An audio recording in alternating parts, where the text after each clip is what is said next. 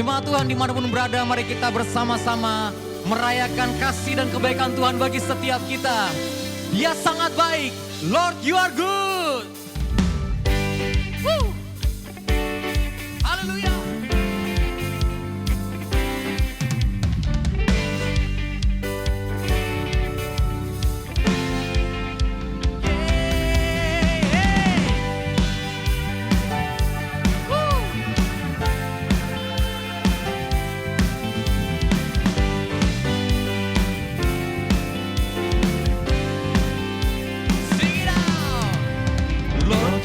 Good and your mercy endure forever.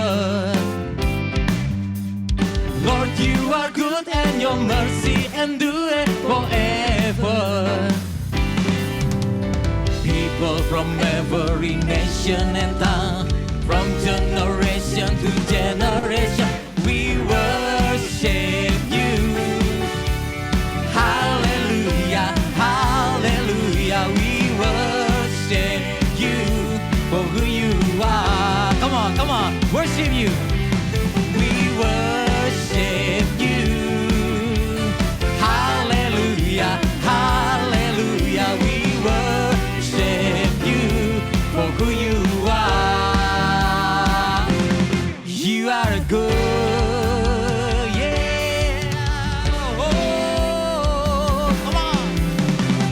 Lord, you are good and your mercy endure forever. Lord, you are good and your mercy endure forever. People, come on. People from every nation and tongue, from generation to generation, we worship you. Hallelujah, hallelujah. Hallelujah, hallelujah. We worship you for who you are. Come on. We worship you. Hallelujah, hallelujah. We worship you for who you are. You are good. Di atas kepala kita bersama-sama bertepuk tangan. Come on.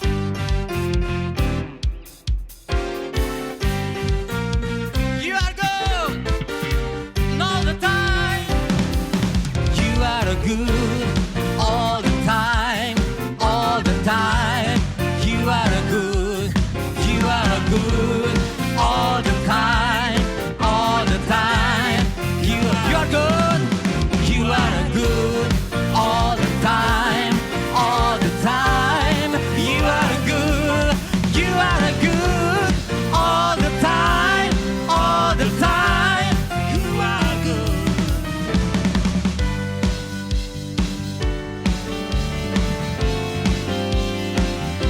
Dia sungguh baik bagi setiap kita.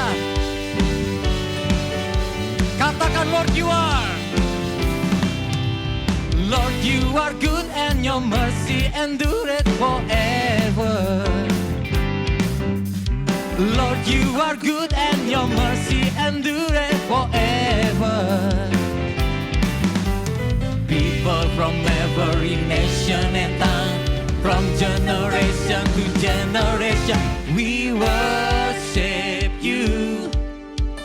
Hallelujah, hallelujah, we worship. Sekali lagi, we worship you. We worship you. We worship you. Hallelujah, hallelujah, we worship you. You are. We worship you.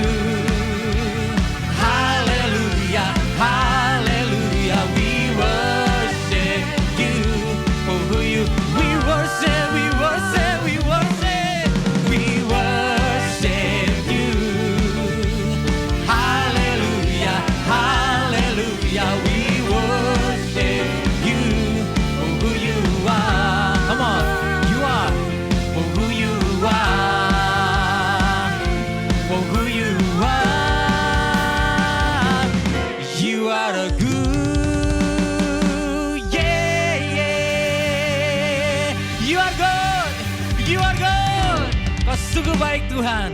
Amin, amin. Terima kasih Tuhan untuk kebaikan-Mu yang tidak pernah berhenti dalam kehidupan kami. Dari masa ke masa, generasi ke generasi, Engkau tetap mencurahkan kasih-Mu yang besar. Terima kasih Tuhan. Saat ini kami mau datang menghampiri-Mu Tuhan, mengucap syukur untuk kasih yang besar yang Tuhan berikan dalam kehidupan kami.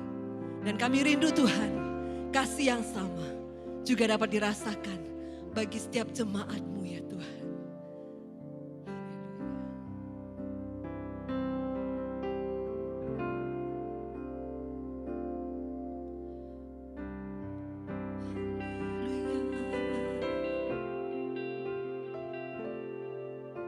Ku cinta Kau dengan segenap hati dan jiwaku.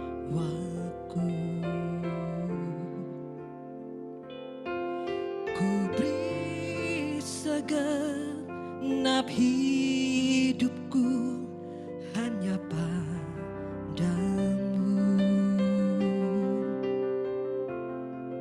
Dan kini ku nyanyi lagu tentang cinta-Mu. Ku cinta Kau segenap hatiku.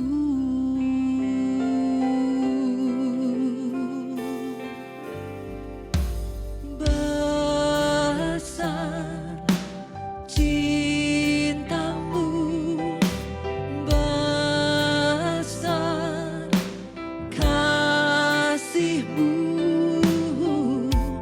mengatasi langit sampai ke awan-awan. Ditinggikan, dimuliakan,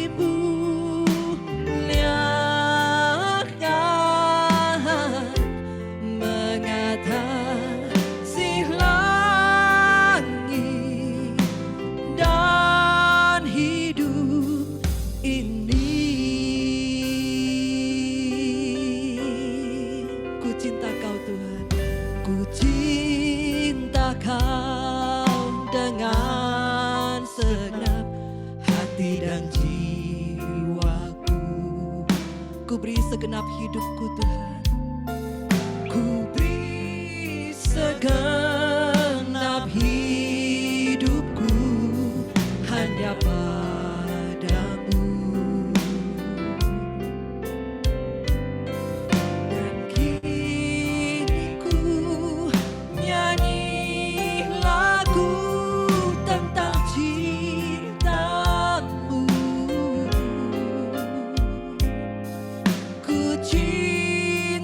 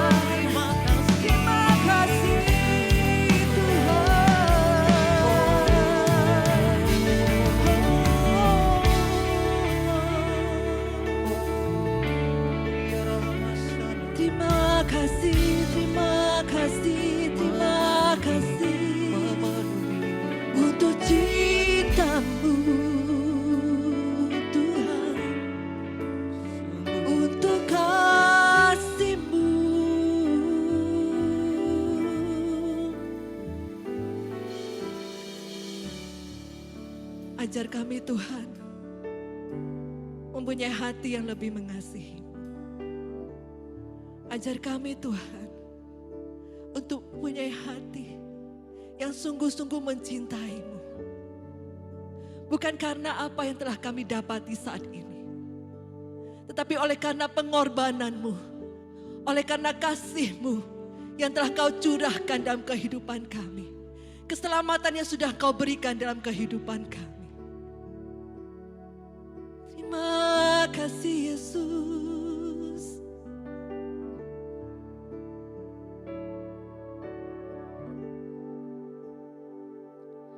Betapa ku mengasihi-Mu. Mari Bapak Ibu, kita luangkan waktu ini untuk mencurahkan isi hati kita. Sungguh-sungguh berkata, aku mengasihi-Mu Tuhan. Dengan segenap Yes, Lord. hatiku bersamamu. Betapa ku mengasihi-Mu. Betapa ku mengasihimu. Betapa ku mengasihimu. Betapa ku mengasihimu. Dengan segenap hatiku Lebih sungguh lagi.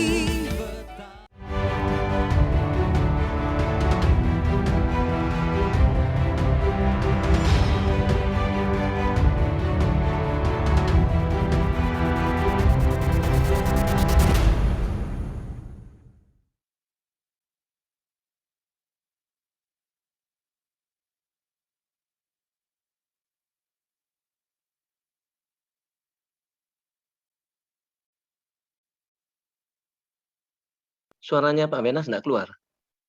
Oh, sorry, mohon maaf. Ya, baru saya nyalakan.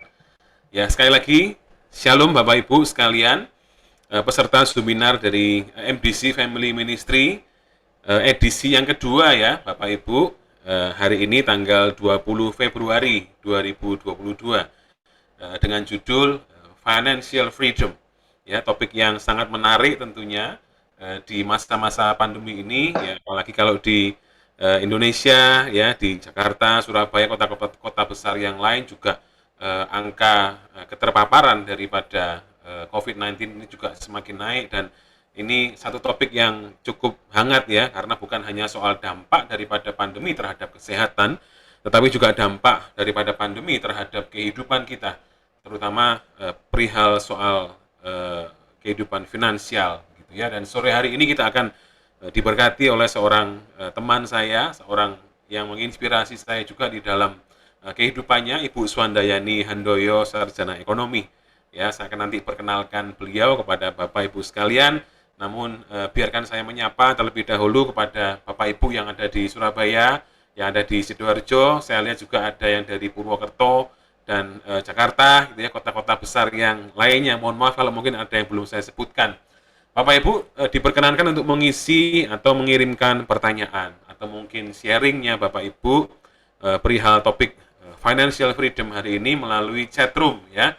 Nah, di sharing Bapak Ibu atau mungkin pertanyaannya akan kami bacakan dan akan disampaikan kepada pembicara kita hari ini, Ibu Swandayani. Baik, kita tanpa panjang lebar Bapak Ibu, kita akan memulai seminar kita pada sore hari ini. Dan saya persilahkan kepada Pastor Handono Sujatmiko untuk memulai di dalam doa. Silahkan, Pastor Handono. Baiklah, selamat sore Bapak Ibu. Mari kita bersatu hati, kita berdoa untuk acara seminar Family Ministry pada sore hari ini. Mari kita berdoa. Kami sungguh bersyukur sore hari ini kembali kami boleh mengikuti Tuhan seminar Family Ministry dengan tema Financial Freedom. Kami menyadari kami bukan hanya perlu berkat daripada Tuhan secara financial, tapi kami juga butuh wisdom, kami butuh kebijaksanaan, hikmat daripada Tuhan untuk bagaimana kami mengeluarkan, kami membelanjakan dan sekaligus menginvestasikan dengan benar keuangan yang Tuhan percayakan kepada kami. Biarlah melalui talk show pada sore hari ini, kami boleh lebih wise, lebih dewasa lagi, lebih mengerti bagaimana memanage keuangan yang Tuhan titipkan pada kami. Berkatilah narasumber Ibu Swandayani, Tuhan berkati juga Pak Wenas sebagai host yang mengarahkan diskusi pada sore hari ini. Kami percaya kami akan mendapatkan berkat yang baik pada sore hari ini ya Tuhan Yesus. Terima kasih. Berkatilah Tuhan setiap peserta dimanapun mereka berada. Kami mohon penyertaan Tuhan atas setiap peralatan yang kami pakai, jaringan internet di tempat kami masing-masing, supaya kami dapat menangkap apa yang menjadi kehendak Tuhan atas setiap kami pada sore hari ini. Terima kasih ya Tuhan, terpuji nama-Mu. Dalam nama Yesus Kristus kami naikkan doa kami. Mari setiap saudara yang percaya katakan, amin. God bless you, Tuhan berkati. Amin. Ya, terima kasih Pak Handono. Ya. Baik Bapak Ibu, kita akan bersama-sama mendengarkan materi webinar kita yang akan disampaikan oleh Ibu Swandayani pada sore hari ini dengan judul Financial Freedom. Sekali lagi Bapak Ibu silahkan menyampaikan pertanyaan, sharingnya, mungkin pergumulannya untuk sesi tanya jawab nanti ya. Jadi setelah kita ada sesi materi, nanti Bapak Ibu kita ada sesi tanya jawab juga. Jadi silahkan Bapak Ibu menyampaikan pertanyaan, pergumulan dan sharingnya.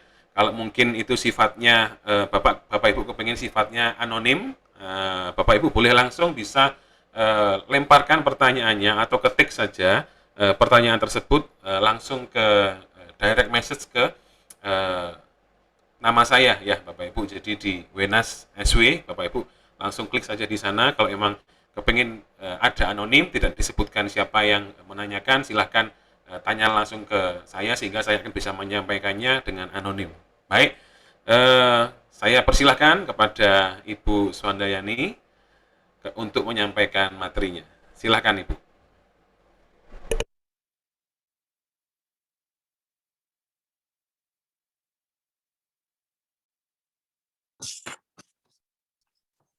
Selamat sore rekan-rekan MDC dimanapun Anda berada.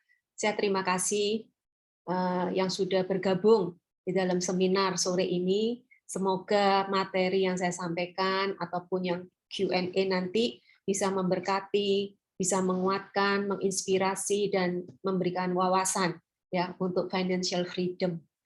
Ya, di dalam kondisi pandemi ini memang kondisi financial juga terpengaruh ya. Jadi efek dominonya seperti itu. Jadi kita lihat apakah selama pandemi ini kondisi keuangan Anda terus-menerus pas-pasan ataukah malah mengalami defisit dan harus berhutang. Jadi memulai untuk gali lubang tutup lubang dan lubangnya akan semakin besar dan dalam ya. Jadi hutangnya akan terakumulasi jadinya. Jadi kita banyak orang di dalam pandemi ini bermasalah dalam pengelolaan uang. Seberapa besar atau kecilnya uang yang kita dapatkan, kita perlu terampil dalam mengelola keuangan ini supaya bisa mengalami financial freedom. Hidup kita bebas dari masalah kekhawatiran tentang keuangan. Nah, gimana caranya? Nah, terampil dalam mengelola keuangan itu ada 3 hal ya, mencakup 3 hal. Saya akan tampilkan PPT-nya. Ya. Saya akan bahas tentang mengelola keuangan mencakup 3 hal keterampilan, yaitu yang pertama, terampil dalam mengelola, menghasilkan, terampil dalam menghasilkan uang atau making money ya. Ini di dalam Matius 25 ayat 16 dikatakan sebagai berikut. Yang pertama, jadilah orang yang produktif ya, jangan malas. Nah, ini disebutkan dalam Matius 25 ayat 16. Segera pergilah hamba yang menerima 5 talenta itu, dan dia menjalankan uang itu, lalu beroleh laba 5 talenta. Jadi dikatakan di sini produktif, ya. Produktif artinya menghasilkan, ya. Jadi kita jadi orang yang rajin, bukan orang yang malas, tetapi kita walaupun rajin tapi harus smart, ya. Harus produktif. Jadi kita bisa menghasilkan. Ini yang untuk menghasilkan uang ya yang pertama. Lalu selain jangan malas, rajin, perlu juga hal yang lain, yaitu dengan cara kita produktifnya dengan cara yang baik dan jujur, lalu bisa dipercaya. Nah, di dalam Amsal 28 ayat 20a, bisa dipercaya, itu dikatakan orang yang dapat dipercaya mendapat banyak berkat. Nah, jadi kita dalam hidup kita harus ada punya rasa tanggung jawab, komitmen, integritas. Jadi kita menjadi orang yang bisa dipercaya. Selain itu apalagi kita harus tekun, ya. Tekun itu butuh kesabaran, harus tekun dan terus improve diri. Nah, ini yang kadang-kadang orang sudah di comfort zone, mereka tidak mau mengembangkan diri lagi. Ini salah. Kita harus terus mengembangkan diri dengan menyesuaikan dengan kemajuan zaman. Yang dulu kita mungkin nggak ngerti online, nggak ngerti komputer, nggak ngerti tentang hal-hal yang high-tech, kita harus belajar. Kalau enggak, kita akan ketinggalan. Ya, jadi selain kita rajin, juga harus baik dan jujur, bisa dipercaya, tekun, dan terus improve diri, mengikuti dan menyesuaikan dengan kemajuan zaman. Nah, menurut survei, usia produktif yang menghasilkan pendapatan yang bagus ya, itu dimulai dari usia 40 tahun dan mencapai puncaknya pada usia 48 tahun dan menurun dengan cepat setelah usia 55 tahun. Ini rata-rata yang saya lihat sebagai karyawan. Karena saya ini sebagai karyawan, ya. Kalau pengusaha mungkin siklusnya berbeda, ya. Kalau pengusaha, karena pengusaha itu bisa mungkin sampai dengan usia 55 dia belum turun, ya.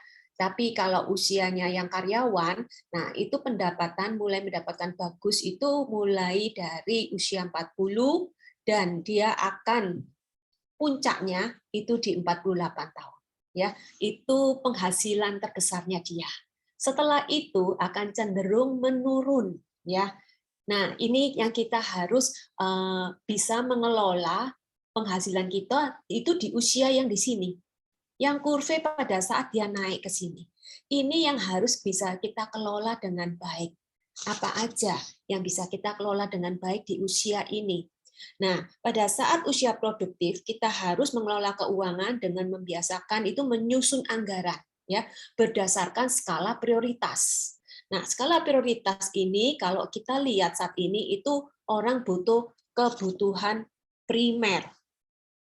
Apa aja kebutuhan primer? Kalau dulu cuman paling sandang, pangan, papan, ya teorinya ya. Papan ini sangat penting, rumah ini. Pada saat usia produktif kita, pendapatan kita cukup bagus, kita harus berpikir untuk investasi rumah, ya, bukan investasi mobil dulu, investasi rumah dulu. Karena investasi rumah ini butuh jangka panjang, ya. KPR itu bisa sampai 10 tahun sampai 15 tahun. Jadi kita kumpulin dulu untuk uang mukanya, DP-nya. Jadi investasikan dulu untuk rumah lebih dulu, ya. Lalu untuk primer saat ini ya, bukan cukup sandang dan pangan. Yang dulu menjadi kebutuhan sekunder, sekarang ini bisa masuk dalam kebutuhan primer dengan kondisi high-tech saat ini. Seperti misalnya yang dulu handphone tuh masuk sekunder, sekarang ini masuk primer. Apalagi dengan kondisi pandemi, anak-anak sekolah itu di rumah, mereka butuh ya untuk komputer, untuk handphone, terus butuh apa lagi? Pulsa, butuh apa lagi? Internet. Nah, apalagi kalau kita punya generasi milenial, anak-anak generasi milenial, mereka pasti butuh untuk kebutuhan primernya termasuk apa? TV kabelnya, termasuk Netflix, Spotify. Jadi banyak sekali sekarang yang masuk dalam kebutuhan primer. Tapi kita harus bikin skala prioritas, ya.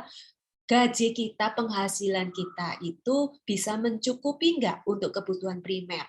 Jadi jangan semua masuk kebutuhan primer, ya. Kita harus pilah-pilah. Kalau untuk anak sekolah mungkin kita perlu untuk internet ya saat ini dengan online sistem kayak gini. Terus kita mungkin lihat lagi kalau tiap bulan kebutuhan primer itu seperti uang sekolah anak, ya, utility, biaya listrik, telepon, air di rumah. Nah, seperti itu harus sudah dianggarkan karena tiap bulan hampir sama nilainya. Jadi biasanya saya kalau sudah terima gaji, kalau dulu belum pakai langsung transfer, nah itu saya masukin envelope masing-masing sudahan. Karena itu harus tetap dibayar tiap bulan dan jumlahnya hampir sama. Jadi kita harus bikin skala prioritas, ya. Jadi memang kondisi saat ini tidak mudah, ya. Perlu banyak kebutuhannya. Lalu kita juga bisa, lalu kita lihat juga apa aja tadi posisinya. Nah, sekarang ini kita mau lihat dulu juga selain tadi kebutuhan yang pertama tadi dalam menghasilkan uang. Nah, selain kita juga sandang pangan papan, kelebihan uang di dalam usia produktif kita bisa pakai untuk belajar investasi, untuk bisa nambah income, ya. Justru di dalam usia produktif itu potensi dan peluang untuk kita investasi itu lebih besar. Karena anak-anak muda itu lebih jeli. Tapi hati-hati. Para generasi milenial ini mempunyai kecenderungan pola hidup hedon, ya. Mereka mau ingin cepat kaya dengan cara instan. Nah, itu mudah terjebak di dalam investasi bodong, ya. Investasi yang tidak punya izin. Jadi hati-hati di dalam kita memilih investasi itu kita harus cari tahu dulu apakah investasi ini legal atau illegal, ya. Jadi harus ada izin dari OJK, mungkin dari Mbak Peti, seperti itu. Jadi kita harus hati-hati di dalam memilih investasi. Jadi di dalam usia produktif ini kita punya banyak pilihan, ya, untuk investasi, terutama untuk rumah lebih dulu, ya. Lalu kelebihan uang itu juga bisa dipakai untuk hal-hal yang lainnya kalau dalam masa-masa produktif karena dia menghasilkan income, Mas Ian, ya. Jadi masih punya keleluasaan, ya. Lalu juga di dalam masa muda kita, dalam masa usia produktif, kita juga harus cari terobosan untuk bisa mendapatkan passive income di dalam masa tuanya kita, untuk masa pensiun. Karena masa pensiun kita sudah tidak dapatkan yang namanya gaji. Jadi kita harus cari passive income, cari terobosan untuk mendapatkan uang, untuk mencukupi segala kebutuhan hidup kita di masa tua. Ya, ini yang dinamakan financial freedom, ya. Jadi di masa tuanya kita itu tidak bergantung kepada anak, tapi kita bisa hidup mandiri keuangan kita. Dengan cara apa? Ya ini. Bukan dengan cara instan, ya, tapi dengan cara mulai proses dari masa muda untuk bisa mengelola keuangan dengan bijaksana. Karena mereka masih menghasilkan dalam usia produktif. Jadi mengelolanya dengan bijaksana.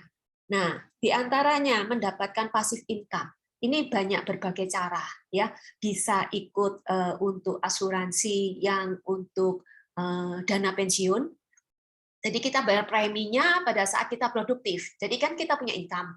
Nah, kita akan mendapatkan dana pensiunnya pada saat kita sudah mulai pensiun 55 tahun ke atas. Jadi andai kata kita mengikuti dana pensiun investasinya itu 15 tahun, kita bayar premi 15 tahun, kita bisa menikmati hasilnya itu pada saat kita mulai pensiun usia 55. 15 tahun berarti dengan usia 70 kita bisa mendapatkan dana pensiun yang sudah kita investasikan. Atau bisa juga melakukan terobosan misalnya dengan cara membuat rumah kos-kosan. Ya, pada saat kita usia produktif, kita ambil rumah yang dekat dengan kantor, ya, dekat dengan home industry, dekat dengan sekolahan, bisa kita ambil rumah, kita bikin usaha kos-kosan. Ini juga income, passive income, ya, untuk masa tua. Teman saya yang sudah pensiun dari bank, itu mereka ada beberapa yang cari terobosan untuk passive income, diantaranya yaitu uang pesangon mereka buat tempat kos-kosan. Jadi mereka bisa mendapatkan uang kos-kosan tiap bulan. Jadi mereka mendapatkan passive income untuk masa tua mereka. Ada juga yang mereka jasa menyewakan mobil. Jadi mereka dengan modal mobil yang mereka punya 1 atau 2 biji itu dipakai buat antar jemput ataupun dipakai buat menyewakan di company di bank ya, karena kita kerja di bank disewakan, karena sekarang banyak bank asing. Kalau bank asing itu policy-nya mereka nggak suka punya aset untuk beli mobil karena biayanya cukup mahal. Jadi mereka biasanya rent car ya. Jadi nah ini kesempatan dari teman-teman yang sudah pensiun itu urunan beli mobil dengan cara cicilan, disewakan, cicilannya dibayar dari uang sewanya. Nah, ini beberapa mereka cari terobosan-terobosan untuk ya ini passive income untuk masa tua. Jadi mulai dipikirkan mulai dari sekarang ya. Jangan kita menganggap usia produktif kita saat ini kita comfort zone dengan pekerjaan kita, tapi kita perlu memikirkan untuk masa tua kita, cari terobosan untuk passive income. Ini bisa mencapai financial freedom pada saat kita usia tua, ya, tidak bergantung dengan anak. Oke, kita lanjut di dalam itu tadi menghasilkan. Sekarang kita menggunakan uang. Kenapa menggunakan uang harus terampil? Kalau menggunakan uang itu gampang mestinya, tapi ya itu kita harus menggunakan uang itu kita harus punya prinsip. Tidak lebih besar pasak daripada tiang. Yang tadi saya sebutkan. Kalau nggak cukup kita terus berhutang, lalu gali lubang, tutup lubang, dan semakin dalam lubangnya. Hutang kita semakin besar karena terakumulasi. Kalau sudah seperti itu, sulit kita untuk keluar dari situ, sulit untuk bangkit lagi. Jadi tidak lebih besar pasak daripada tiang. Kita melihat dari Filipi 4 ayat 11, para Rasul Paulus mengatakan, "Kukatakan ini bukanlah karena kekurangan, sebab aku telah belajar mencukupkan diri dalam segala keadaan." Nah, di dalam masa pandemi ini kita bisa untuk tetap hidup tanpa hutang. Dengan cara apa? Mencukupkan diri dalam segala keadaan. Kita melihat segala sesuatu itu dari kebutuhan, bukan keinginan. Ya. Nah, ini cara penggunaan uang yang benar. Kita lihat di sini basic need primer itu 50% dari income kita. Basic need primer ini apa sih? Yaitu seperti tadi, sandang, pangan, dan kita juga banyak sekarang tuntutan ya untuk primer yang seperti saya sebutkan tadi untuk anak-anak sekolah. Perlu internet, perlu kuota, perlu pulsa, seperti itu. Jadi basic need primer ini sekarang ini menuntut cukup besar. Lalu ada perpuluhan 10%. Itu kita sudah anggarkan ya. Jangan dikasih sisanya, tapi kita sudah anggarkan lebih dulu. Kalau kita sekarang pakai transfer, langsung transfer dulu 10%-nya. Tapi kalau kita nunggu nanti sisanya, pasti nggak ada sisa. Jadi jangan memberikan uang untuk sisa untuk Tuhan ya. Karena Tuhan memberkati kita, jadi kita perpuluhan itu kita anggarkan lebih dulu. Saya dari dulu kerja di bank, begitu terima gaji, 10% saya masukkan envelope untuk saya taruh di tempat persembahan. Kalau sekarang saya langsung transfer ya. Jadi langsung transfer begitu lewat dapat income ya. Lalu jangan lupa kita harus belajar untuk saving sekitar 20%. Jangan ngomong duitnya enggak cukup. Kita dapat besar atau kecil dananya, kita harus belajar untuk nabung. Karena saya di bank, saya itu belajar untuk nabung mulai dari kecil ya. Dan saya pernah bikin program anak-anak sekolah, anak SD yang kunjungan visit ke bank.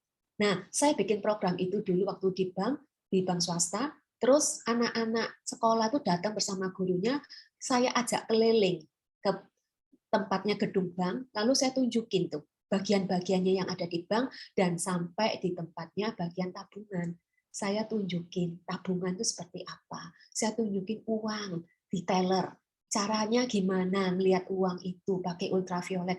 Jadi saya mengajarkan anak-anak itu mulai dari sedini mungkin untuk mereka punya konsep, punya mindset untuk mereka menabung.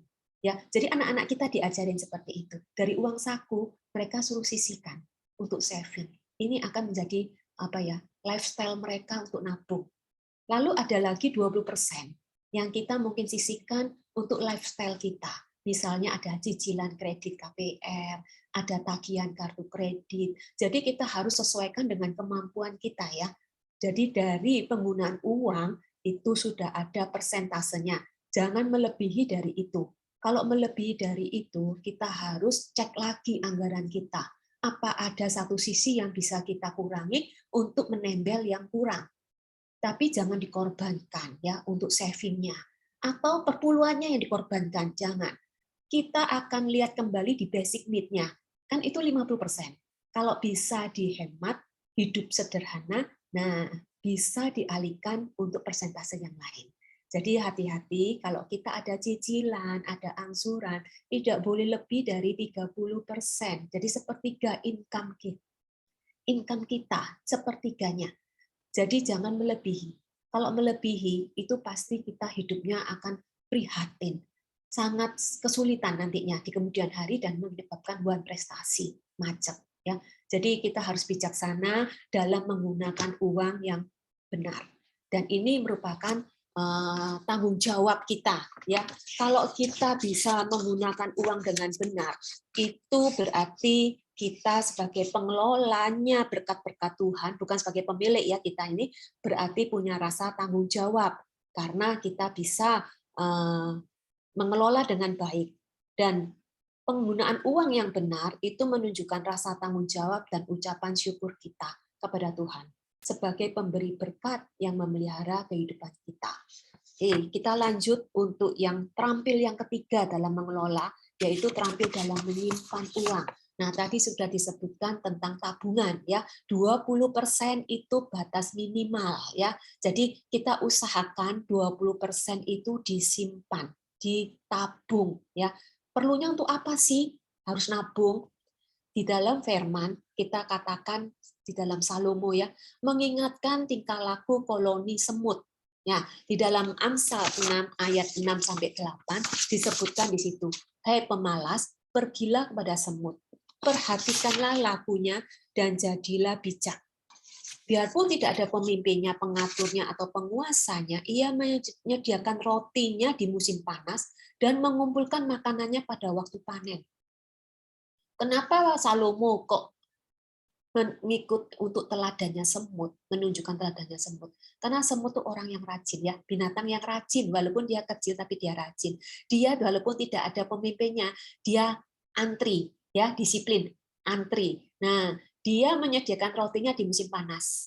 Kalau lagi musim panas, lihat semut tuh keluar semua, ya. Kalau ada remah-remah yang jatuh dari meja, sebentar aja sudah dirubung semut. Dan semutnya itu akan berbaris memanggu roti yang semutnya kecil, rotinya gede. Nah, mereka panggul bersama-sama. Jadi mereka tetap menyediakan roti di musim panas dan mengumpulkan makanannya pada waktu panen.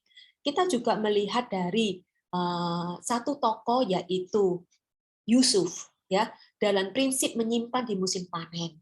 Yusuf menyimpan di panen besar selama 7 tahun untuk membackup masa kelaparan selama 7 tahun berikutnya. Keterampilan Yusuf dalam menyimpan ini menyelamatkan hidup orang banyak dari bencana kelaparan. Nah, kalau kita sudah terbiasa menabung, pada saat kita situasi pandemi seperti ini, kita nggak akan kekurangan. Karena apa? Kita punya tabungan. Kalau kita lihat ya, di acara-acara TV yang infotainment, artis-artis yang punya usaha, nah lihat aja mereka ngomong terus terang pada saat di infotainment. Kalau dalam masa pandemi waktu awal-awal itu mereka mengeluarkan uang tabungannya mereka untuk bayar gaji pegawai. Karena mereka banyak yang tutup, ya usahanya banyak yang tutup karena pandemi. Tapi mereka masih bisa bertahan karena apa? Punya tabungan. Nah, kita yang di musim pandemi seperti ini, kita nggak akan kekurangan kalau kita sudah terbiasa menabung. Jadi tabungan ini pakai buat untuk darurat, ya. Jadi kita bisa mengalami financial freedom kalau kita punya tabungan di musim pandemi. Dan juga selain itu di dalam tabungan ini kita menabung ini juga uang yang dialokasikan untuk tabungan itu harus sudah masuk dalam anggaran yang tadi 20% ya. Lalu investasikan itu dengan jangka panjang supaya tidak mudah diambil. Kalau dimasukkan tabungan yang bisa diambil pakai ATM, itu tidak akan berumur panjang. Tabungan kita akan cepat habis. Ya, jadi pakai yang jangka panjang. Dan pada masa produktif kita itu yaitu kita investasi itu menghasilkan income, itu bisa jadi untuk saving money juga. Jadi nggak cuma dari gaji, tapi juga dari hasil-hasil investasi kita juga bisa masuk di situ. Nah, di dalam Amsal 13 ayat 11b dikatakan, siapa yang mengumpulkan sedikit demi sedikit menjadi kaya.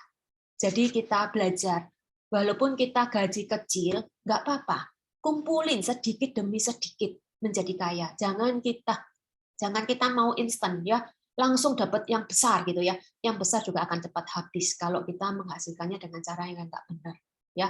Oke. Dan 3 hal yang kita harus lakukan di dalam mengelola berkat-berkat Tuhan dan mengalami financial freedom itu dalam prinsip 3 hal tadi, menghasilkan, mengeluarkan dan menabung ya, untuk menyimpan. Jadi 3 hal ini coba kita evaluasi lagi. Ini 3 hal yang saya sampaikan ini bukan hal baru, tapi kita refresh kembali. Karena saya lihat di musim pandemi ini banyak yang konsultasi ke saya, mereka terlilit hutang semuanya.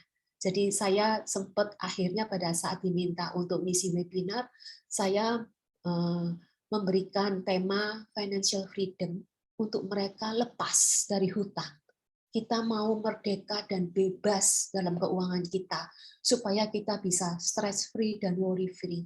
Kalau kita stress free dan worry free, maka tubuh kita juga sehat. Karena kita nggak stres, nggak khawatir. Justru dengan stres dan khawatir itu membuat banyak penyakit kumpul. Nah, dengan financial freedom, kita sehat, kita bisa cari uang, kita bisa produktif. Jadi coba kita belajar 3 hal yang tadi itu untuk kita terapkan, untuk kita lakukan. Kita belajar sama-sama. Saya pun tidak sempurna seperti itu, tapi saya belajar untuk tidak berhutang. Apalagi di usia pada saat siklus usia kita pada saat turun ya. Pada saat kita turun di siklusnya yang tadi menghasilkan uang. Nah, pada saat di sini, siklus di sini mulai turun ke bawah ini, kita jangan mempunyai rencana untuk pinjam uang jangka panjang, ya, karena income kita mulai menyusut turun. Jadi kita harus bijak. Kita investasi untuk beli rumah ataupun nyicil apapun itu dalam usia produktif kita yang di sini. Kalau yang sudah mulai menurun kurvanya ini, jangan kita justru memulai untuk meminjam uang dengan jangka panjang. Itu nggak bijaksana, ya, karena itu membuat hidup kita jadi beban. Di dalam usia kita yang sudah 55 tahun sampai 60 tahun, kita masih menanggung hutang. Apakah kita mau menanggung hutang seumur hidup? Enggak. Membuat kita, kalau hutang itu membuat kita banyak beban. Jadi, ayo, kita usia mulai turun ke bawah ini kurvanya, kita menahan diri untuk tidak berhutang lagi. Ya, dan usahakan untuk kita bisa financial freedom. Pada saat usia kita yang menurun ini, kita bisa mengalami financial freedom dengan cara proses kita di awal produktif ini. Kita harus bisa mengelola 3 hal tadi. Ya, saya terasa cukup yang saya berikan. Semoga ini bisa menginspirasi, membuka wawasan, dan meng-refresh kita kembali untuk kita mengalami financial freedom dan mengelola berkat-berkat Tuhan dengan penuh tanggung jawab. Terima kasih, Tuhan memberkati.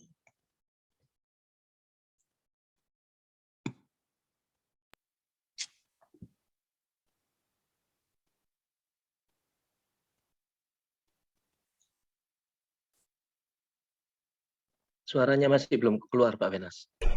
Ya, oke, thank you Pak Handono. Ya, terima kasih Ibu Swan untuk materi yang sudah disampaikan. Ya, ini satu materi yang sekali lagi sebuah materi yang menurut saya dan tadi juga Bu Swan mengatakan satu materi yang basic gitu ya. Tetapi hari-hari ini hal-hal yang basic ini justru menjadi masalah gitu ya, menjadi masalah karena adanya pandemi dan yang berkepanjangan dan ada penyebab-penyebab yang lain tentunya.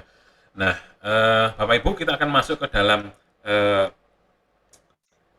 sesi Q&A, tetapi izinkan saya mohon maaf terlebih dahulu kepada Ibu Swan dan Bapak Ibu sekalian, saya tadi kelewatan untuk menampilkan profil narasumber kita pada sore hari ini. Kalau boleh izinkan saya ini ya untuk membacakan profil daripada Ibu Swandayani Handoyo.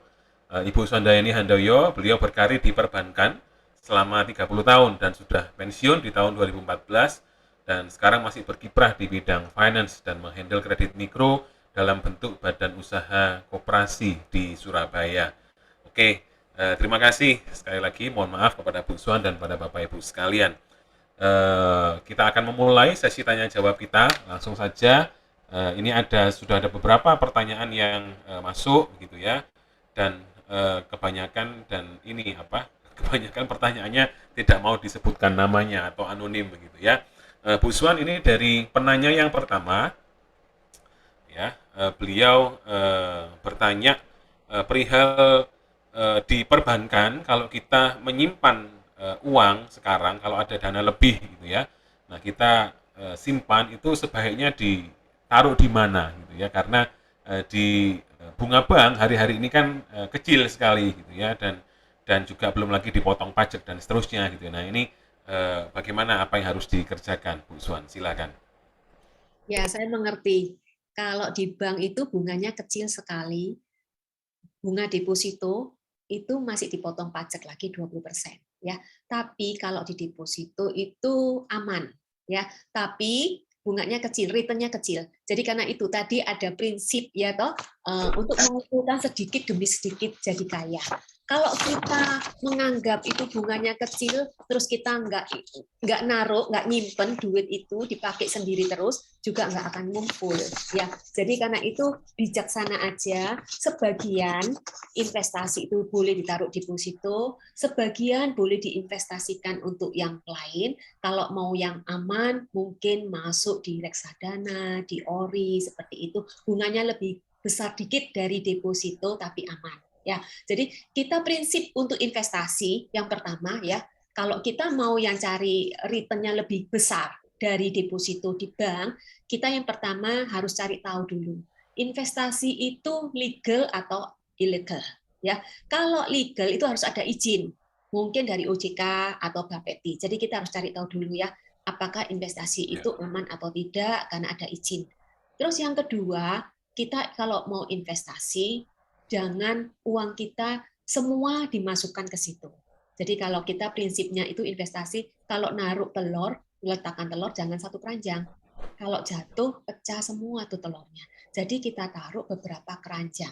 Jadi ada beberapa alternatif ya. Bisa taruh di deposito yang dengan bunga kecil tapi aman. Bisa juga disiasati juga dengan sebagian uangnya diletakkan di investasi. Ya, investasinya kita bisa pilih ya, banyak sekali sekarang ini, tapi hati-hati, investasi itu harus kita mengerti dan kita menguasai sedikit gak apa-apa. Seperti saya juga lagi belajar untuk investasi karena sekarang investasi ini banyak macam ya.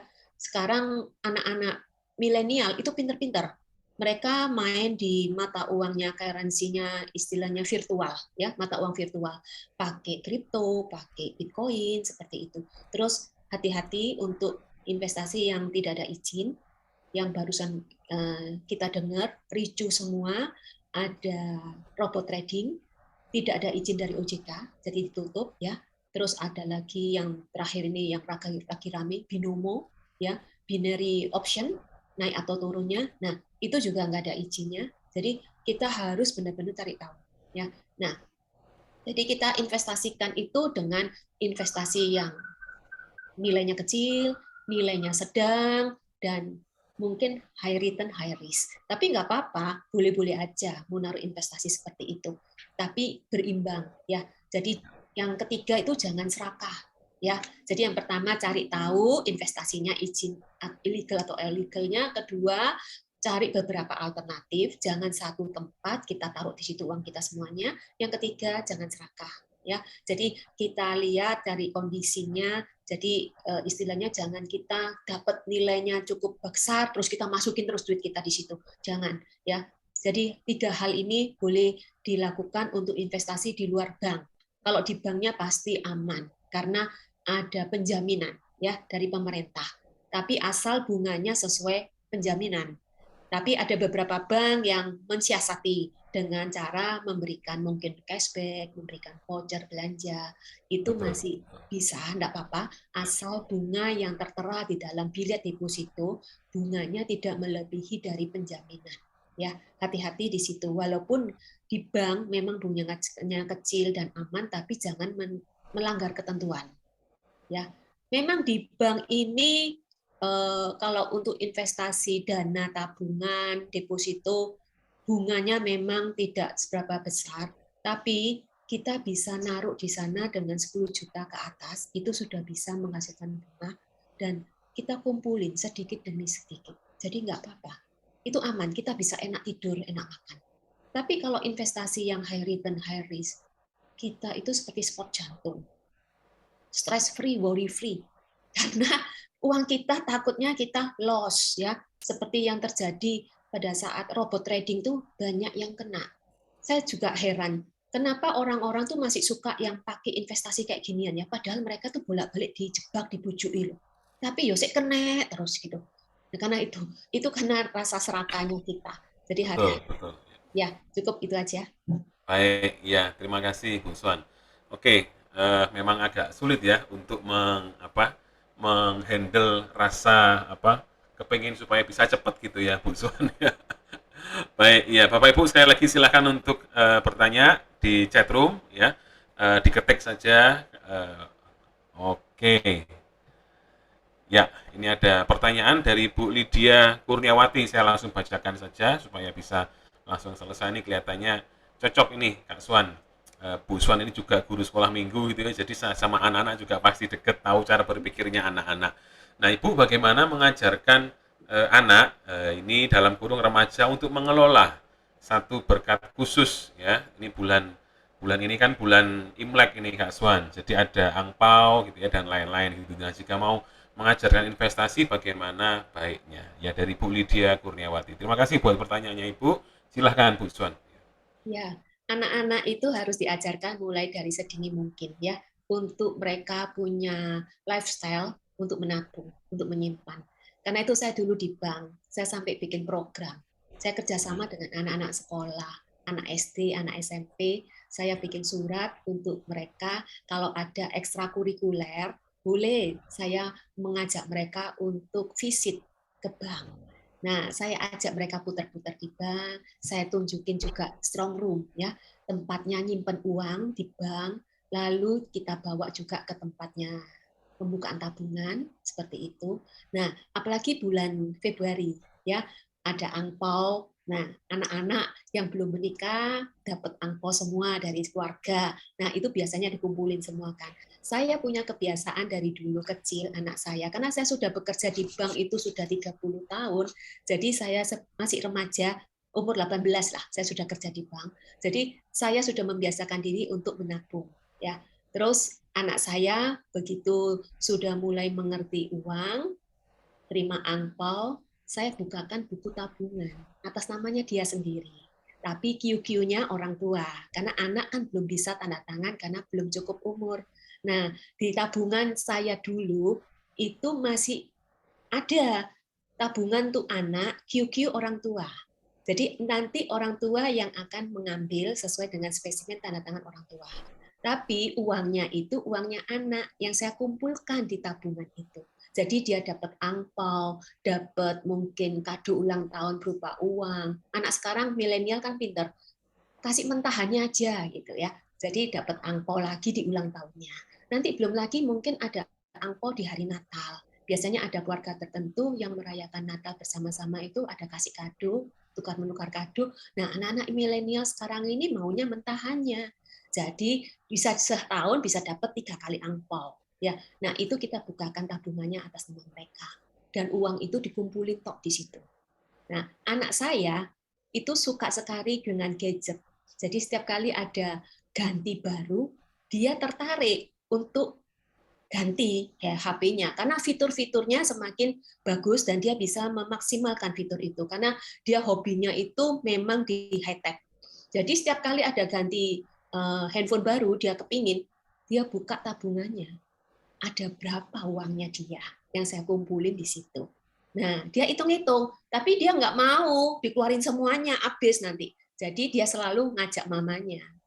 Ma, separuhnya mama ya, separuhnya duitku dari tabungan. Minta Jadi subsidi ya, Bu belajar. Suan? Iya, jadi anakku itu sudah terbiasa ngajak segala apa subsidi separuhan gitu. Sampai gedenya kayak gini itu juga masih nek mau nyicil apa ma paruan gitu ya. Tapi terbiasa dia untuk nyimpan, untuk nabung. Jadi kalau ada hal-hal yang dia kepinginin, dia keluarin duit tabungan. Anak saya itu sebenarnya cuma satu ya, tapi saya tidak mau memanjakan dia dengan semua saya belikan.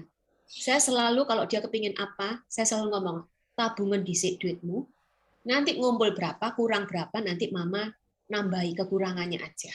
Tapi kalau mama yang suruh beli semua, enggak, saya bilang gitu. Walaupun anak cuma satu. Tapi saya ajar dia untuk menabung.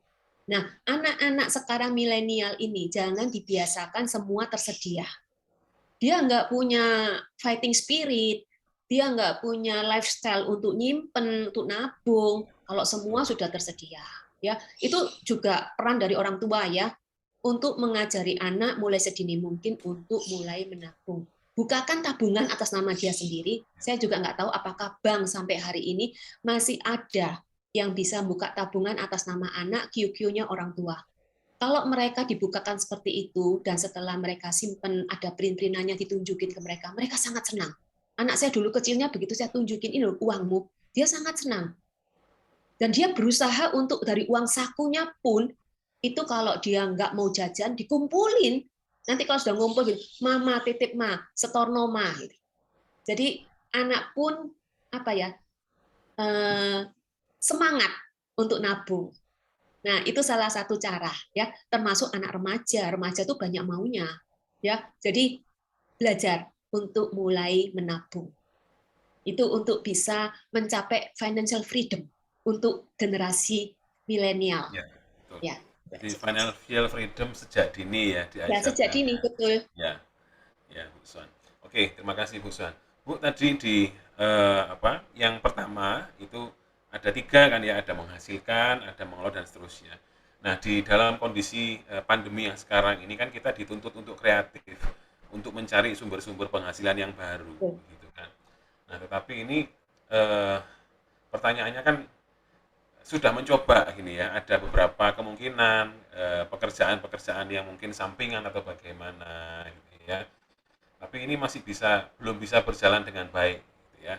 Dan cenderung ini kita jadi putus harap karena nggak jalan-jalan karena kondisi ekonomi juga tidak semakin membaik, bahkan sekarang harga-harga jadi naik apa segala macam gitu Bu Suan. Nah, ini apa yang harus dikerjakan ini Bu Suan dengan yang seperti ini?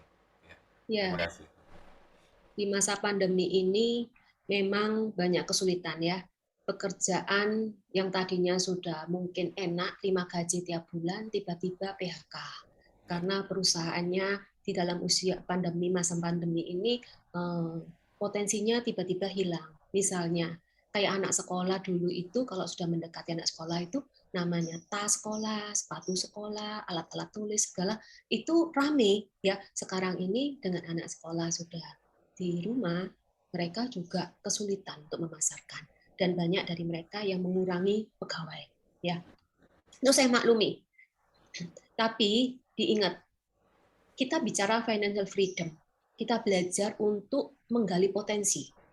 Saya sendiri ini pada saat karir di bank selama 30 tahun lebih dan masih bergerak di bidang financial, saya itu tidak pernah masuk dapur sama sekali, tidak pernah masak ya, karena yaitu karir saya menuntut saya itu pulangnya sampai malam, jadi tidak terbiasa.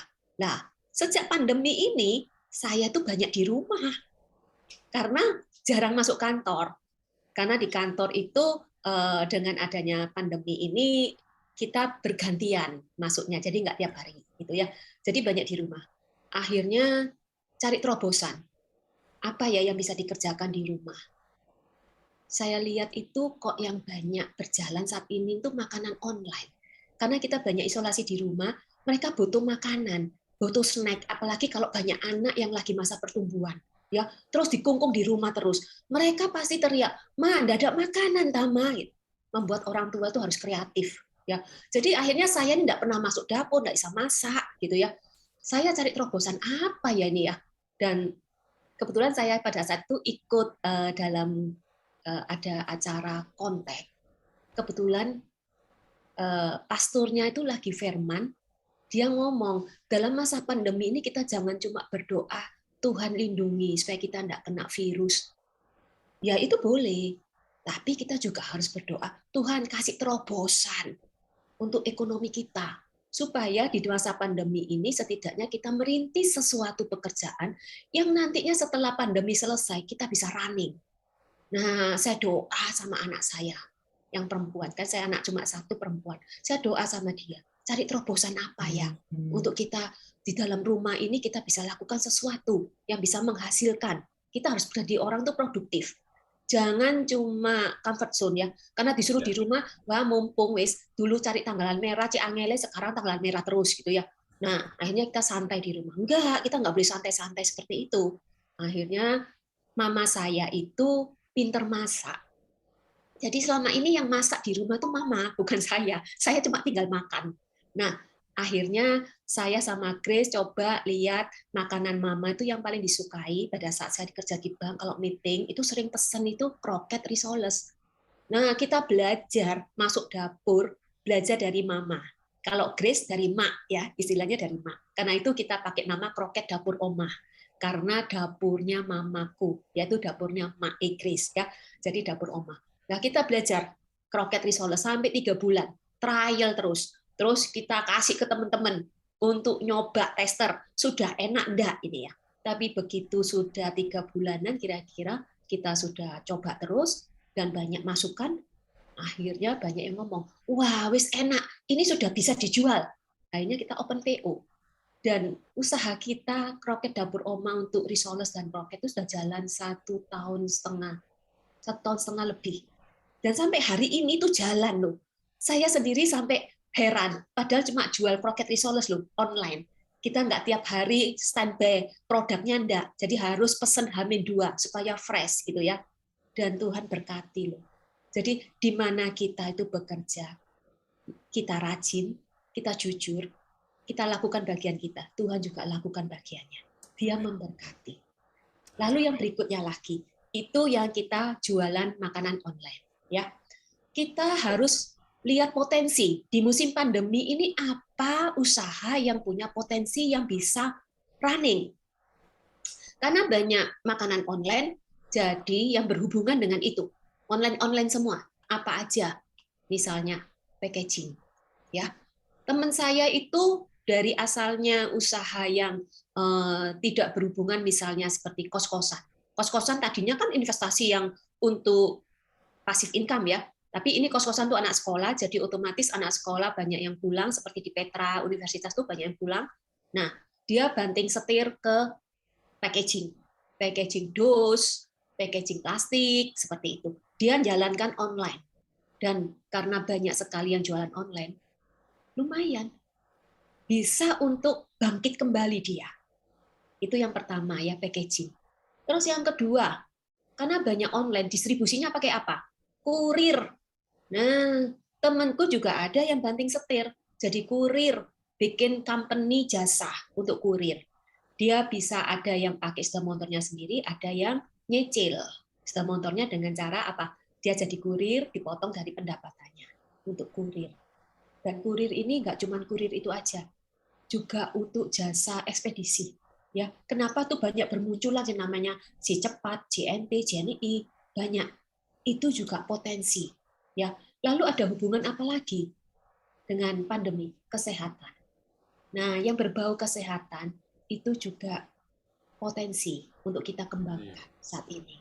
Jadi kita lihat, kita mau coba, jangan cepat putus asa ya, karena lah kok gak jalan-jalan, lah kok si omsetnya cilik. Tekun, tadi saya kan ngomong, tekun ya, tekun. Dan saya sendiri juga pada saat jualan kue kroket risoles ini pun kita tekun. Ya, jadi belajar untuk tekun. Lakukan segala sesuatunya itu dengan mengikutkan Tuhan. Ya, kita minta hikmat sama Tuhan, terobosan apa yang kita mau lakukan. Kita mau jadi reseller pun juga bagus. Ini kebetulan teman saya yang dari alumni universitas, tadinya dia antar jemput anak sekolah, dan karena sudah tidak ada antar jemput, dia banting setir ke reseller makanan. Jadi dia nggak bikin ya, karena dia nggak pintar untuk bikin, jadi dia jadi reseller. Tadinya reseller tuh kue-kue yang ada di Surabaya yang cukup ngetop ya, untuk bakpao, untuk lemper kayak gitu-gitu. Dan semakin besar resellernya dia, akhirnya dia merambah kemana? Ke Jogja, Tugu Jogja. Dia merambah ke Semarang, Lumpia Semarang, merambah ke Denpasar, pianya Denpasar Bali yang terkenal. Dan sekarang merambah ke Singapura, laksanya Singapura. Dan sekarang omsetnya dia besar. Dari reseller dan dia dari nol. Pada saat mulai pandemi dia mulai rintis, ya. Dan antar jemputnya pada saat anak-anak sekolah mulai ada tatap muka lagi onsite, dia ditanyai sama orang tua murid, gimana antar jemputnya?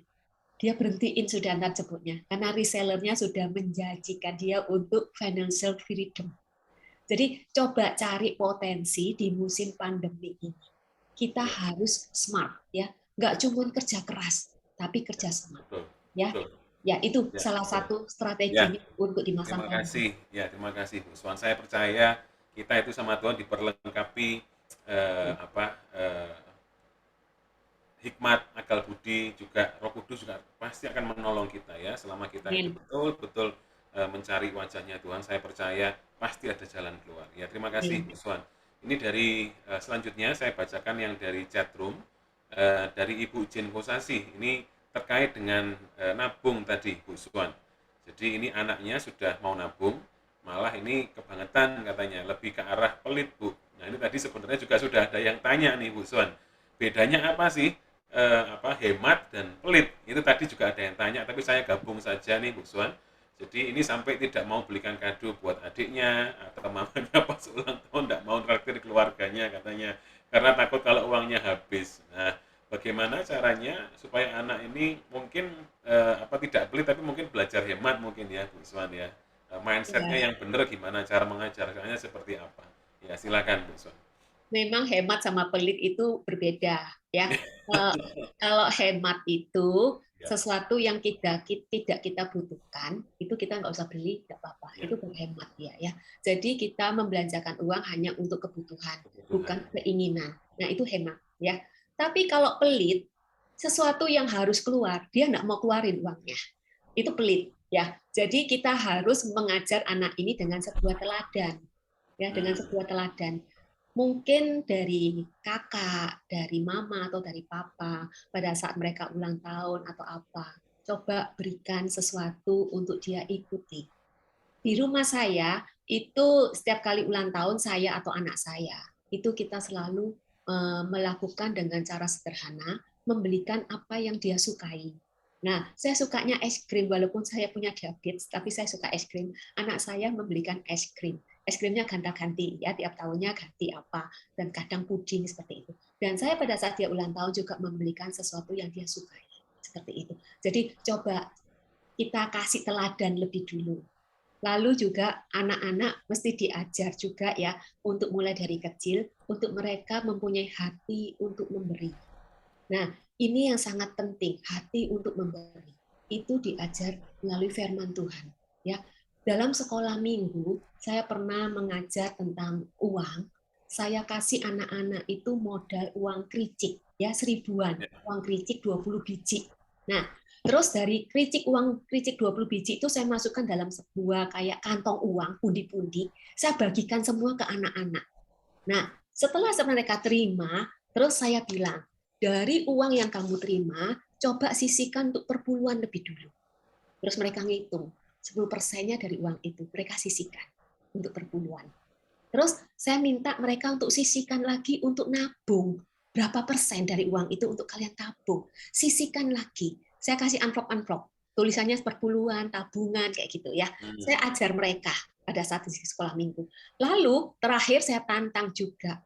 Kalau kamu mengasihi orang tuamu, mengasihi kakak atau adik, kamu ingin memberikan dia sesuatu. Kira-kira dari sisi uang itu berapa yang kamu sisihkan untuk sesuatu tindakan kasih. Saya berikan seperti itu untuk kasih. terus dia sisihkan, masukkan amplop seperti itu. Terus pada saat sudah selesai semua dibagi-bagi, terus saya minta satu anak, terus saya bukain.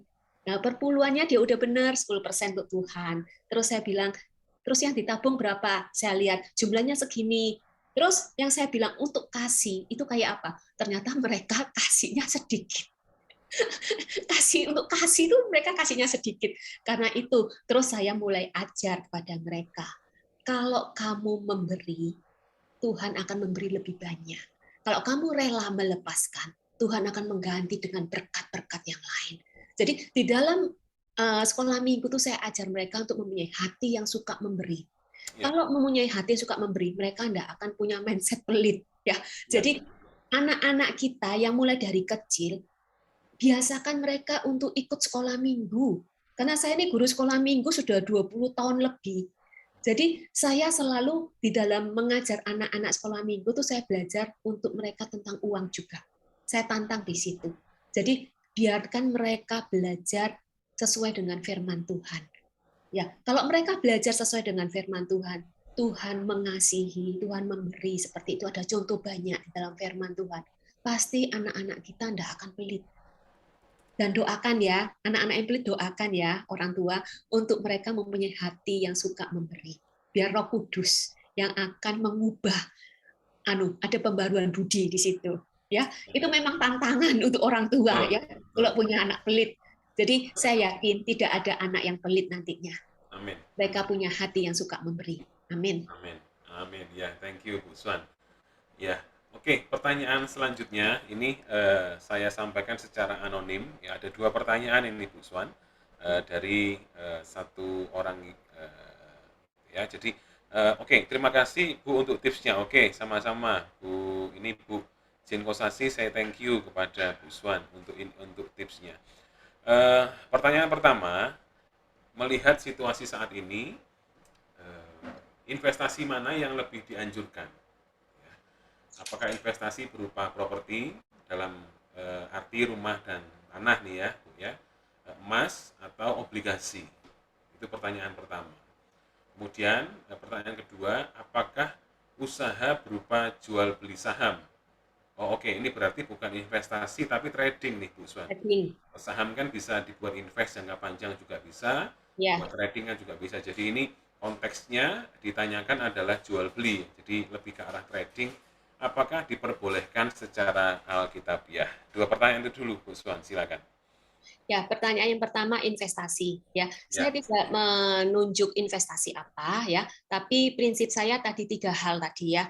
Untuk cari investasi kita harus bagi dengan investasi yang medium return ya, high return, kita bagi. Jadi duit kita tidak terkonsentrasi dengan satu investasi ya. Yang saya tadi bilang itu kalau ada apa-apa kita loss seluruhnya. Jadi kita belajar untuk investasi dengan melihat investasi itu ada izinnya atau tidak.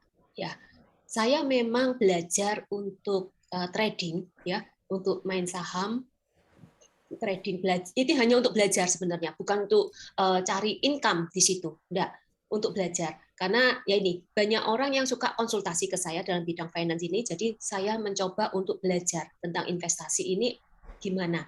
Jadi saya pakai aplikasi, tapi aplikasi yang saya pakai ini ada izinnya OJK. Ya, saya belajar di situ untuk trading saham.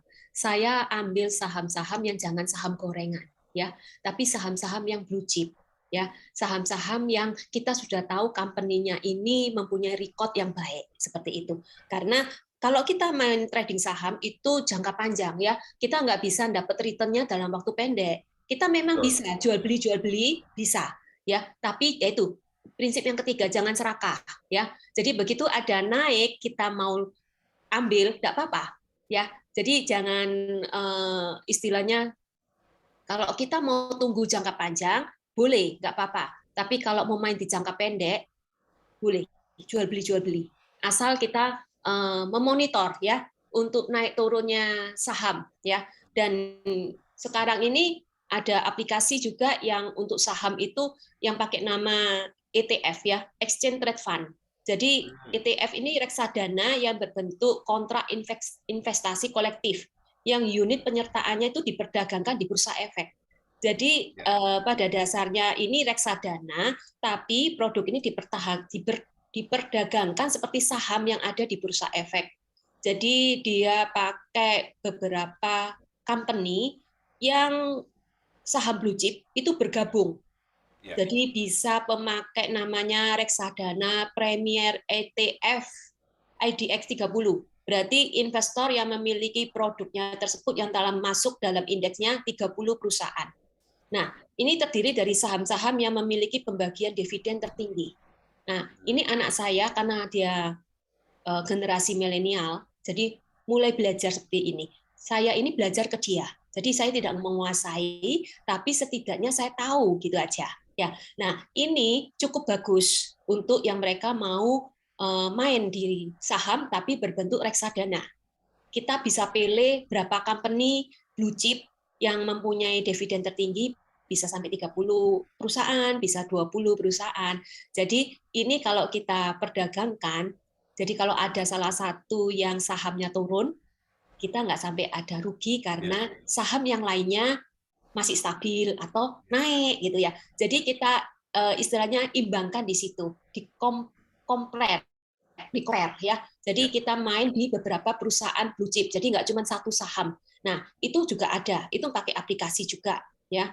Nah ini termasuk keuntungan dari ETF ini lebih efisien ya, sebagai produk investasi yang efisien lantaran kita membeli sekelompok saham dengan kualitas bagus dan liquid dengan modal yang kecil. Sekarang kan kita udah bisa untuk trading saham itu kan cuma dengan satu lot sudah bisa. Nek dulu kan tidak boleh. Nah, jadi kita bisa main dengan uang kecil aja untuk belajar dulu ya, supaya kita ini pada saat pandemi banyak di rumah itu jangan kegiatannya kita nganggur, tapi kita belajar sesuatu ya. Juga trading emas. Mereka yang trading itu rata-rata paling seneng itu kalau lagi volatile ya, lagi fluktuatif. Jadi kita bisa ngambil marginnya seperti itu. Tapi hati-hati juga karena emas itu antara beli dan jualnya itu selisihnya cukup banyak ya. Cukup banyak. Spreadnya besar. Ya, spreadnya besar. Jadi karena itu hati-hati sekali kalau emas. Hati-hati ya, kita masukannya hati-hati. Tapi bukan berarti kita kalau investasi emas kita jangan beli perhiasan ya. Kita main di gold benar-benar. Kalau perhiasan kita rugi karena kena ongkos, terus juga susut seperti itu ya. Jadi kita benar-benar main emas. Saya dulu pada saat kerja di bank, saya main emas, tapi saya tidak pegang fisik ya. Saya cuman hanya main emas di salah satu bank syariah. Nah, itu kita cuman mainnya itu pakai DO aja. Jadi naik turun seperti itu. Saya cuman belajar aja, jadi tidak untuk income karena saya banyak melayani nasabah dan saya harus tahu macam-macam investasi karena nasabah sukanya konsultasi seperti itu. Jadi kalau kita ada nasabah tanya ini tanya itu kita nggak ngerti apa-apa, kita nggak punya performance bagus di matanya nasabah, kita banyak nggak ngerti. Jadi karena itu saya banyak belajar tentang hal-hal seperti itu.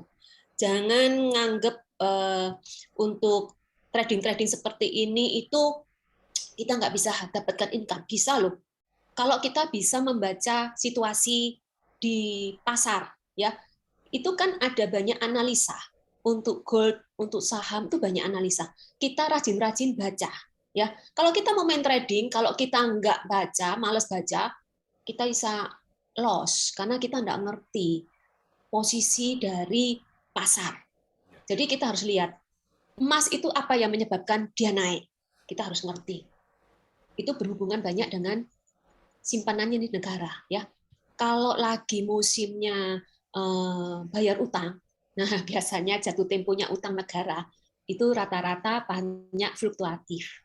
Ada yang mengeluarkan simpanannya emas, ada yang mengeluarkan simpanannya devisa, jadi otomatis foreign exchange-nya bisa berubah. Nah, itu kita harus kuasai. Itu ada siklusnya, ya. Di dalam analisa kalau kita lihat itu ada siklusnya. Jadi kita harus belajar benar-benar untuk bisa menguasai kondisinya supaya kita nggak loss. Dan kita jangan serakah, kita mainnya sedikit-sedikit dan banyak beberapa alternatif. Jangan naruh telur satu keranjang. Ya, itu yang pertanyaan apa? Yang pertama ya. Terus yang berikutnya apa tadi? Yang berikutnya itu ini Bu Suan, apa untuk trading ini apakah boleh secara alkitabiah atau tidak? Itu tergantung motivasi kita ya. Iya. Kalau kita menganggap kita main trading itu untuk spekulasi, kayak judi, ya itu nggak boleh.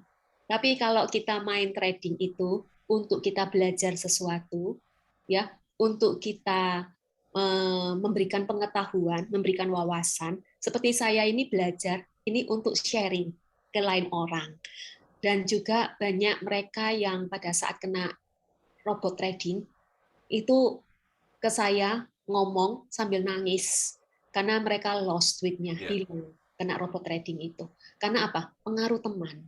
Ya, Hmm. pengaruh teman. Temannya cerita kalau dia dapatkan kayak gini-gini, akhirnya dia tertarik dan dia masukkan ke robot trading. Ternyata belum sampai 1 bulan dia apes, ditutup. Sedangkan yang temannya sudah dapat income-nya, tapi temannya juga loss karena dia pada saat setelah dapat income, dia masukkan lagi.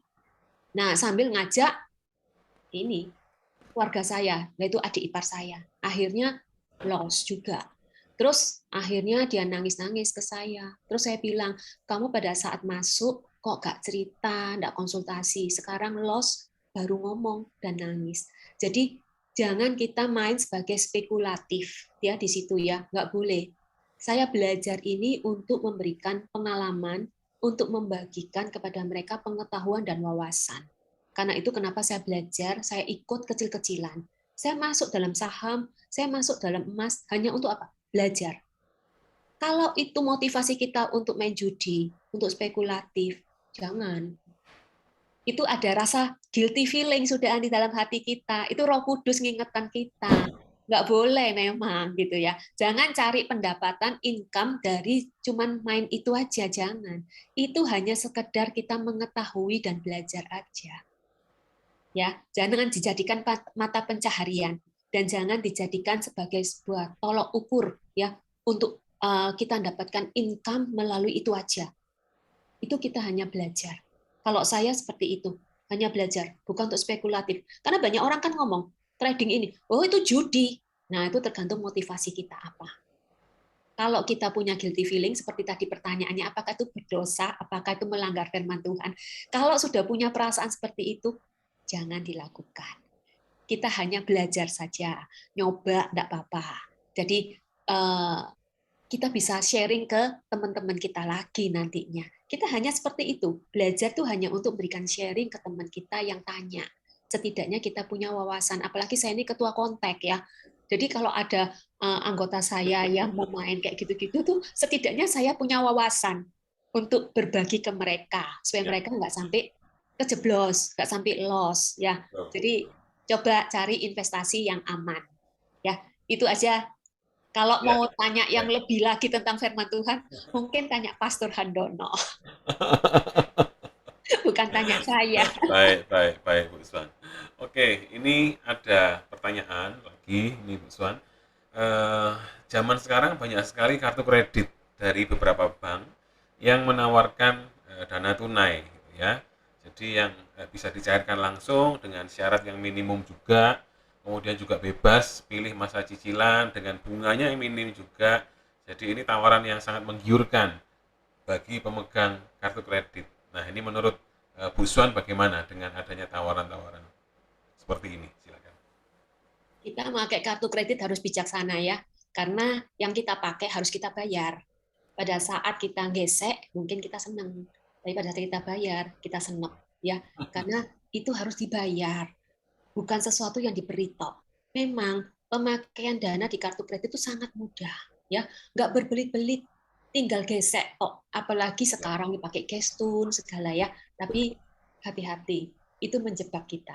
Ya. Kita pakai kartu kredit itu bukan untuk investasi, ya. Kita pakai kartu kredit bukan untuk konsumtif. Kalau kita pakai kartu kredit untuk hal-hal yang seperti itu membuat kita akan kejeblos. Kita akan gali lubang tutup lubang untuk menutup kartu kredit kita. Jadi nggak bijaksana ya kalau kita menggunakan sesuatu dengan kartu kredit seperti itu. Juga termasuk dalam masa pandemi seperti ini. Kita kekurangan uang untuk uang belanja atau untuk uang apa, terus kita gesek kartu kredit. dan lama-lama terakumulasi itu kartu kredit menjadi besar. Karena apa?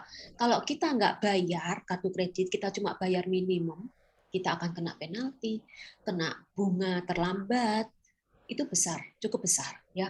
Jadi jangan kita terjebak dengan kartu kredit.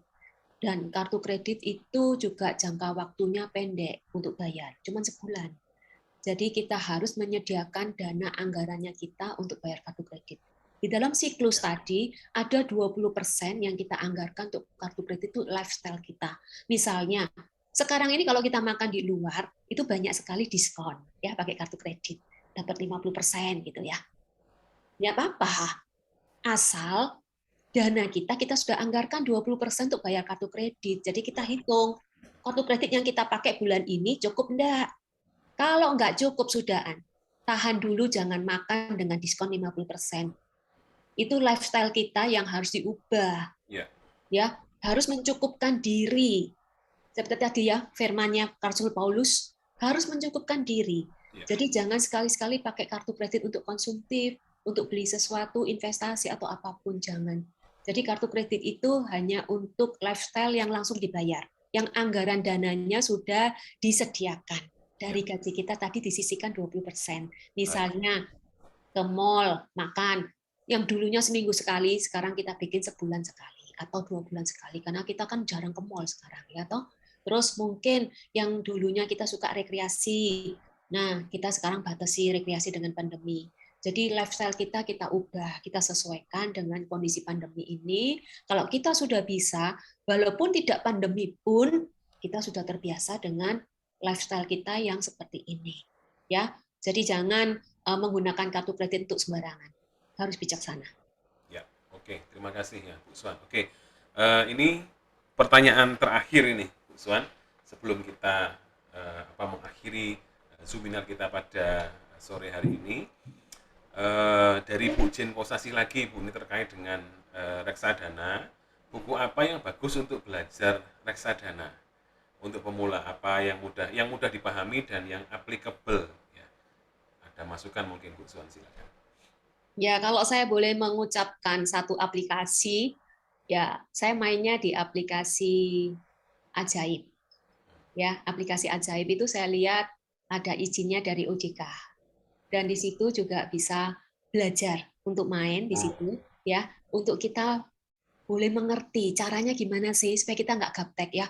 Orang sekarang ini banyak yang cerita trading ini, kita nggak ngerti apa-apa. Nah, tadi di dalam salah satu saya itu ada improve diri, ya, ngikuti, menyesuaikan dengan perkembangan zaman. Jadi nggak apa-apa, coba buka Ajaib, saya belajar di situ untuk belajar main saham, ya di situ. Nah, nanti di situ ada saham-saham blue chip, kita lihat di situ, kita tertarik yang di mana.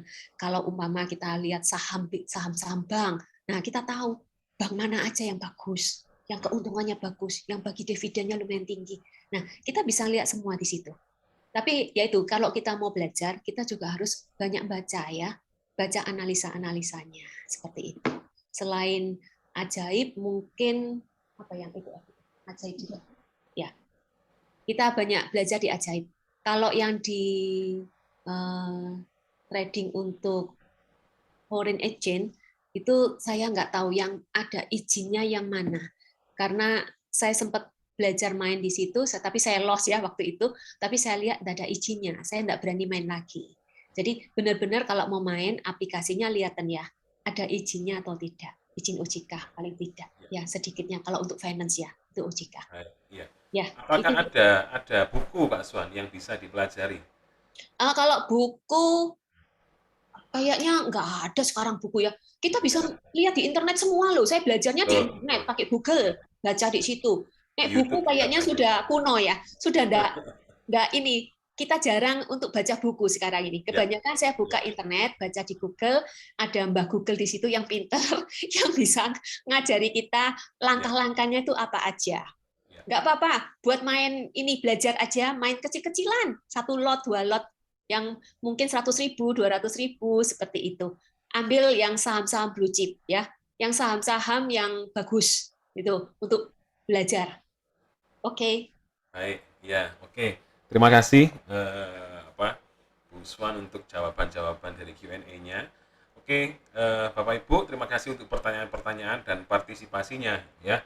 Nanti kalau mungkin masih belum ada pertanyaan masih belum terjawab, ini mulai timbul pertanyaan lagi. Nah, nanti silahkan Bapak Ibu mengikuti Instagram live-nya ya bersama dengan Bu Swan juga mulai minggu depan Bapak Ibu. Jadi ini mohon maaf kalau ada pertanyaan yang masuk terus kemudian masih belum sempat terjawab ya. Jadi silahkan untuk bergabung jam 4 sore minggu depan di Instagram live di mdc.surabaya ya. Jadi alamat Instagramnya di mdc.surabaya. Jadi Bapak Ibu silakan bergabung, follow saja.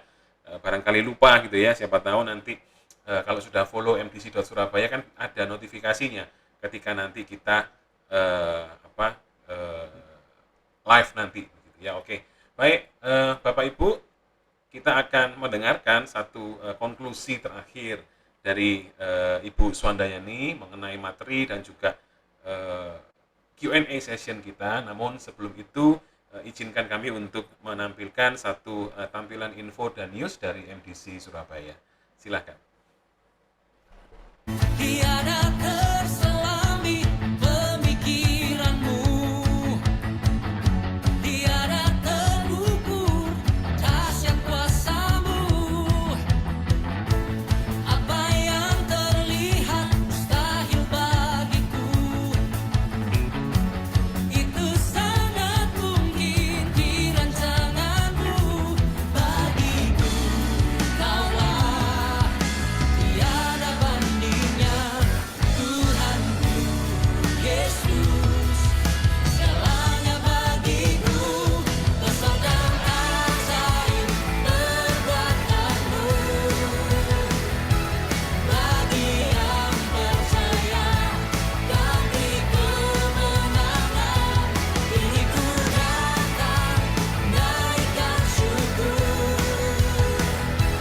Yesusku perkasa.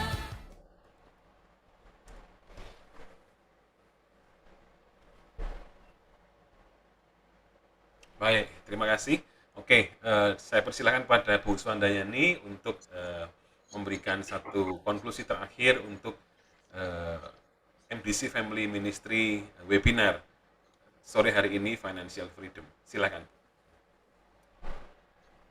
Ya, kesimpulan dari saya untuk financial freedom, ini kita memahami pola hidup sederhana.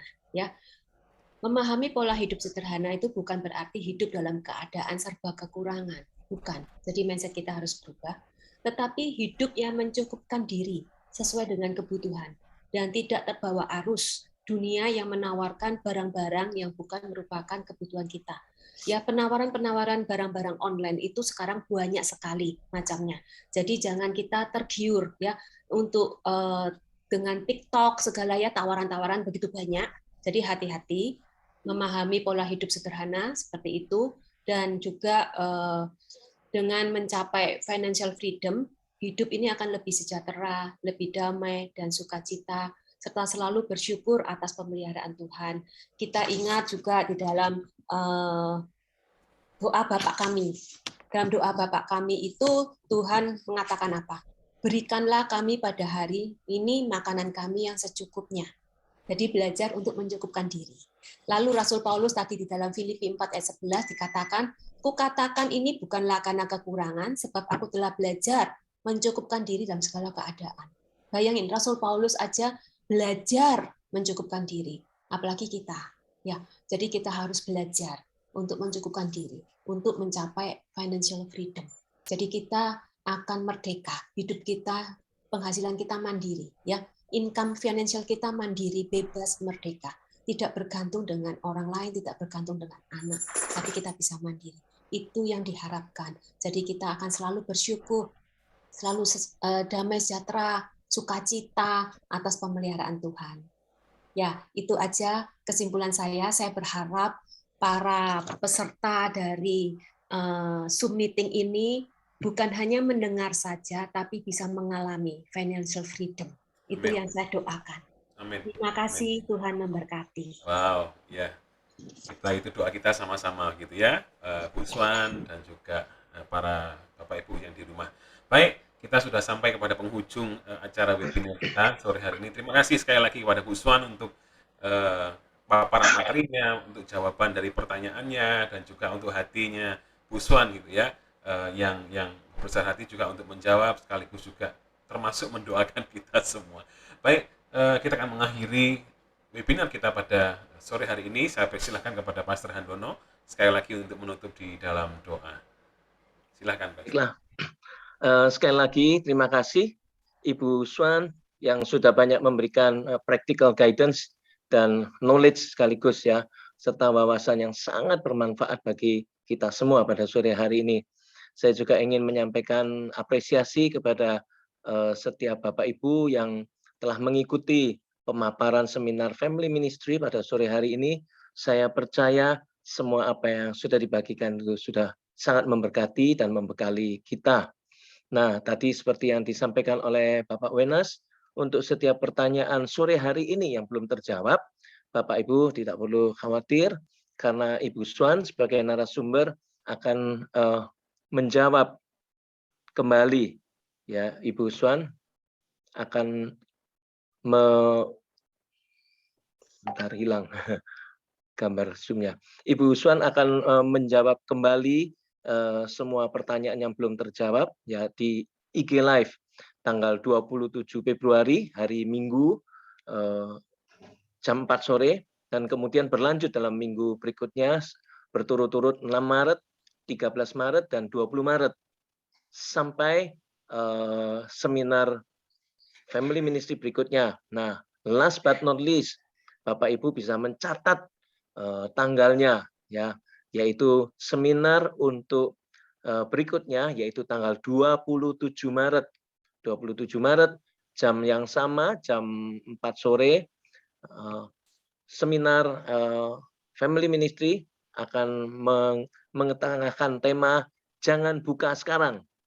Jangan buka sekarang. Wah, menarik sekali ini yang akan disampaikan oleh narasumber Pastor Betuel sebagai MDC Intergenerational Pastor, dan juga Kak Vijay sebagai sebagai Youth Pastor, dan Kak Intan sebagai Children Pastor, yang kurang lebih akan membahas bagaimana memahami sekaligus mengatasi pergumulan anak dan remaja, yaitu ya hal ikhwal tentang cinta, ketertarikan pada lawan jenis, dan seks. Ya, oleh sebab itu catat tanggalnya, Bapak Ibu pastikan gabung di dalam next seminar pada tanggal 27 Maret. Ya, baiklah, kita bersama-sama akan menutupnya dalam doa. Mari kita sama-sama doa. Kami sungguh bersyukur Tuhan untuk informasi pengetahuan yang kami telah dapatkan pada sore hari ini. Kami tidak mau menjadikan uang itu sebagai mamon atau berhala yang akan menjauhkan kami dari Tuhan. Namun di sisi yang lain Tuhan, jadikanlah kami orang yang wise, bijaksana, berhikmat di dalam soal keuangan, karena uang adalah sesuatu yang Tuhan titipkan kepada kami untuk kami gunakan dan kami kelola dengan maksimal dan penuh tanggung jawab, yang pada akhirnya juga akan memberkati diri kami dan keluarga kami. Terima kasih, kami berdoa Tuhan, Engkau yang memakai anakmu ini, hambamu ini Tuhan, Ibu Swandayani, menjadi berkat bagi yang sudah menjadi berkat kami, bagi kami semua. Engkau pakai hambamu ini untuk memberkati lebih banyak orang lagi dalam kapasitas yang lebih besar. Terima kasih untuk seluruh rangkaian acara pada sore hari ini. Tuhan, kami akan kembali kepada aktivitas kami masing-masing. Tuhan berkatilah, kami mau menjadi orang-orang yang senantiasa bergantung kepadamu, mengandalkan Engkau, diberkati dan menjadi berkat bagi banyak orang. Terpuji namamu, dalam nama Yesus Kristus, kami naikkan doa kami. Mari setiap saudara yang percaya katakan, amin, amin. God bless you, Tuhan memberkati.